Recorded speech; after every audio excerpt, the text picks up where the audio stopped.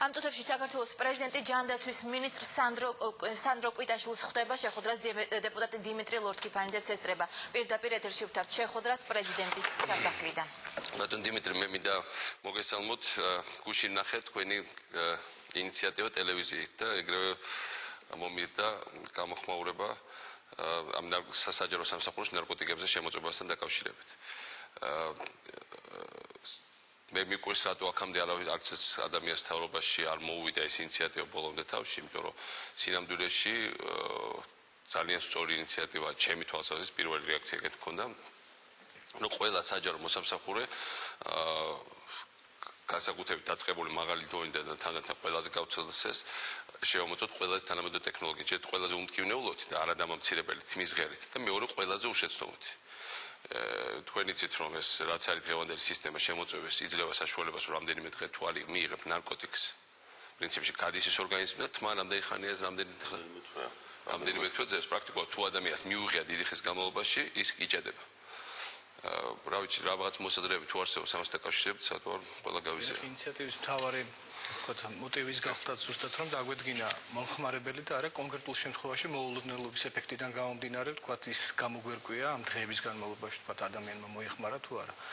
ეს უტყუარად მოგცემს იმის სურათს არის თუ არა მომხმარებელი ჩატარდება სპექტრალური ხასიათის ანალიზი, ანუ ნარკოტიკული საშუალება. რამდენი ხანი ძლებს ეგ თმა რამდენი თვის ეძლევა? ეს ახალი ტექნოლოგიებია, მე უფრო დეტალური ინფორმაციებს ალბათ მას შემდეგ მოგაწვით, რასაც შევისწავლე, ალბათ ჯანდაცვის სამინისტრო უფრო კომპეტენტურია ამ საკითხში და გაგვცემს პასუხს, მაგრამ ჩემთვის ცნობილია, რომ რამდენიმე თვის განმავლობაში ის მდგრადად ინარჩუნებს, ყოფილა შემთხვევა, რომ 1 წლის განმავლობაში მოხმარებული ნარკოტიკული საშუალების დეტალური დადგენის საშუალებაც ქონიათ. ეს არის როგორც პრეკურსორი, ისე მისი ანალოგია და ნებისმიერი ფსიქოტროპული საშუალება მათ შორის და ბუნებრივია ადამიანს შეუძლია ამტკიცოს, რომ იგი ლეგალურად მოიხმარდა და ექიმის დანიშნულებით მოიხმარდა.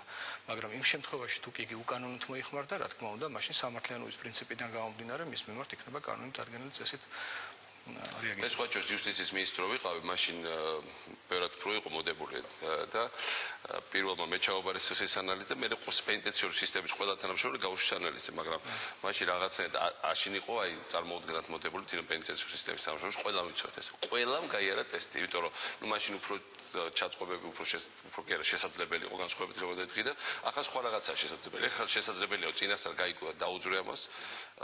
ახლა შესაძლებელია რომ 1000 გვარი მიზეზი მოიმიზეზო და იქ ბევრი სხვადასხვა ვერსია არსებობდეს იმის რა ხდება და ჩემი მხრმარწმენა რომ საერთოდ ნარკომანია არის კატასტროფა ჩვენი ქვეყნისთვის. ეს არის 6000-ზე მეტი ადამიანი არის დაპატიმრებული ნარკოტიკების გაყიდვისთვის. რაც არის საოცრად დიდი ციფრი. მე სულ არ მიხარია ეს ასეა.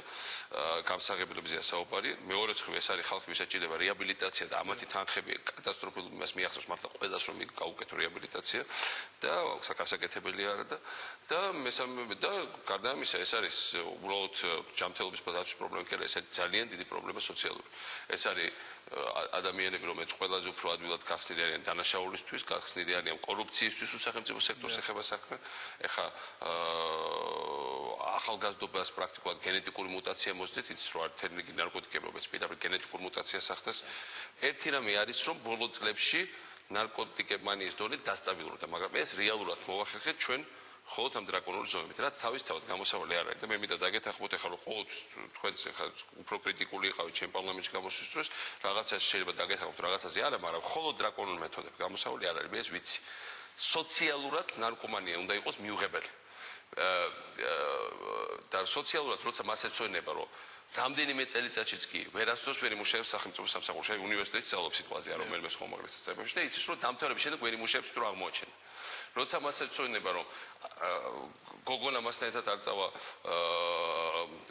არსად და ამით უმეტეს ცოლად არ გაყვება თუ ის ნარკომანია. როცა მას ოჯახი ამას არ მიიღებს და მეგობრებთან წესში ის არ იქნება ავტორიტეტი თუ ის ნარკომანია. თუ ჩვენ შევძელით ამ სოციალურ გარემოს შექმნა, მაშინ სიტუაცია გადაწყდება. მხოლოდ რეპრესიული მეთოდებით ეს სიტუაცია არ გადაწყდება. ეს ჩვენ ძალიან კარგად ვიცით და მეორე სახელმწიფო აპარატში ეს არის კატასტროფა. იქ ეს ამ ვირუსის გავრცელება რეალურად დამაგრებელ შედეგს მოიტა სახელმწიფოზე. ეს არ არის პოლიტიკური საკითხი, მთავრობები შეიძლება შეიცვალოს, მაგრამ ეს ხალხი სახელმწიფო სამსახურის ბირთვი უნდა მივახციოთ იმას, რომ დარჩეს, მაგრამ ეს უნდა იყოს ჯანმრთელი ბირთვი. ამიტომ თქვენი ინიციატივა მართლა ძალიან მისასალმებელია. მე ვიცი რომ უმრავლესობაში სხვადასხვა აზრები არსებობდა ამის თაობაზე, თუმცა იქ იყო რაღაც ტექნიკური მოსაზრებები, მაგრამ მე მინდა დავავალო ჯანმრთელობის სამინისტროს იმუშაოს ბაჩოს ბატონ დიმიტრისთან ძალიან აქტიურად ყველა თქვენი რესურსი ამ საქმეს მოახმაროთ და საერთოდ ყველა ასეთი ჯანსაღი ინიციატივა, რომელიც წამოვა პოლიტიკური ჯგუფებისგან, მთავრობის მიერ უნდა იყოს ყურადღებით მოსმენილი, პირველი ინსტინქტი არ უნდა იყოს უარყოფა, რაც ზოგჯერ არის ხოლმე, ყურადღებით მოსმენილი და როცა საჭიროა, როცა ჩათვლით საჭიროთ, რომ მართლა ქვეყნისთვის ეს სასარგებლო გაზიარებული. ეს არის ძალიან მნიშვნელოვანი. მე ბევრი სხვა ინიციატივა არსებობს, რომელიც ამას ასევე აშკარად მოითხოვს და სწორედ ეს არის ჩვენი ამოცანა. ჩვენ აქ არა ვართ იმისაც, რომ ავტომატურად რეაქცია გქონდეს, რომ ეს რა ითქვა, რატო ითქვა და რატო არ უნდა მოხდეს ესე. აუხსნათ. იმისთვის ვართ, რომ ყველას ახალს მოვისმენთ. ეს იყო ერთ-ერთი ყველაზე საუკეთესო იდეა, რომელიც მე ბოლო ხანებში მოვისმინე. რომ პრაქტიკულად საჯარო სექტორი და ეს არის 100,000-ზე მეტი ადამიანი პრაქტიკულად გავწმინდოთ ბოლომდე ნარკოტიკებიდან. შეიძლება ეხლა ზოგიერთ ეს არ გაუხარდეს, იმიტომ რომ იქ ალბათ მალულები, ბევრად ნაკლები ჩვენ ყავთ, ბევრად უფრო ჯანსაღი სახელმწიფო აპარატი ახლა როდესმე, ბევრად უფრო ჯანსაღი ვიდრე სხვა ქვეყნებში, გარშემო, მაგრამ რა თქმა უნდა, აქაც შეიძლება შემოპარული იყოს, რა თქმა უნდა, შეიძლება ზოგს არ გაუხარდეს. კიდევ უფრო უკეთესი. ყველა უნდა მოემზადოს იმისთვის, მე პირველად ჩავაბარებ ამ თემას, როგორც კი ტექნოლოგიას დანერგავთ. და ასევე იმედია ყველა პარლამენტარი, ყველა მინისტრი წელს და მათ შორის გუშინ გიგი წერეთელის მაინდამერთმები არ მქონდა ვნახე, მაგრამ ისიც კი ალბათ სადღაც მოიძიებს ერთ ხერს და აუცილებლად ჩააბარებს. იმიტომ რომ ეს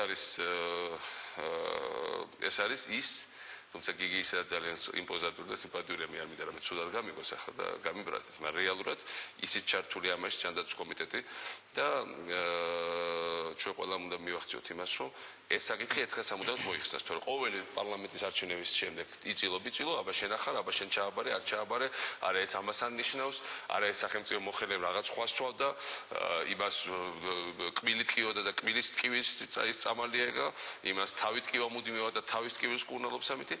არსებობს კარგი მეთოდები დადგენის, სად არის სუბოტექსი, სად არის ჰეროინი და სად არის ანარგინი და ასპირინი. აბსოლუტურად. და ამას ჩვენ ერთად მივახცევთ და ამას ერთხელ სამუდამოდ ეს საკითხი მოიხსნება და გაიწმინდება სახელმწიფო აპარატი ბოლომდე.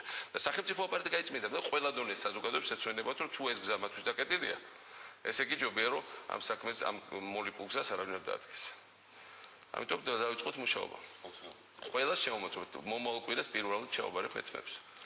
რამდენსაც გინდათ. Pardon, President, მე ვფიქრობ, რომ მოსალოდნელი ნარკოპოლიტიკის სფეროში მოსალოდნელი განსახორციელებელი ცვლილებების ფონზე ეს იქნება ნამდვილად ლოგიკური ნაბიჯი, ლოგიკური დასაწყისი და ეს იქნება ის სტარტი, რომელთაც ჩვენ მთლიანად საზოგადოებას შევთავაზებთ, რომ ჯერ დავიწყოთ სახელმწიფო ორგანოებიდან და რა თქმა უნდა ეს იქნება ლოგიკური გაგრძელება ყველა სფეროში და ყველა ფონზე. აბსოლუტურად მე მოვუწოდებ კერძო ბიზნესებს, ჩვენ შეგვიძლია საერთოდ დავაფინანსოთ, თუ კერძო ბიზნესებს უნდა თავის თანამშრომლობის შემოწმება, სახელმწიფო ამას დააფინანსებს.